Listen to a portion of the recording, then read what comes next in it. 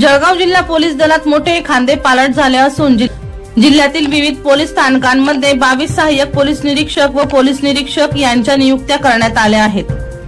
जिल्हा पोलीस अधीक्षक doctor M Maheshwar Reddy यांनी याबाबतचे आदेश जारी केले असून बदली व नियुक्ती झालेल्या पोलीस निरीक्षक व सहाय्यक पोलीस निरीक्षकांनी तातडीने आपल्या पदाचा कार्यभार सांभाळण्याचे निर्देशही त्यांनी दिले आहेत। दरम्यान जिल्ह्यातील पोलीस निरीक्षकांच्या बदल्या करण्यात आल्या असून त्यांच्या जागी नवीन निरीक्षकांच्या नियुक्त्या करण्यात आल्या आहेत। यात प्रामुख्याने सध्या एलसीबीचा कार्यभार असलेले पोलीस निरीक्षक बबनराव आव्हाड यांच्याकडे आता स्थानिक गुन्हा अन्वेषण शाखेची पूर्णवेळ जबाबदारी सुपूर्द करण्यात आली आहे।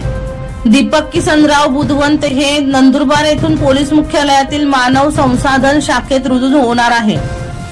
दत्तात्रय युवराज निकम हे मुंबई लोहमार्ग स्थानकातून जळगाव एमआयडीसी पोलीस स्थानकात बदलून आले आहेत। जीविषा सुरक्षा येथे कार्यरत असणारे महेश रघुनाथ गायकवाड हे भुसावळ तालुका पोलीस स्थानकाची धुरा सांभाळणार आहेत। प्रकाश बोरसे यांचा रिपोर्ट, मानवहित न्यूज, जळगाव।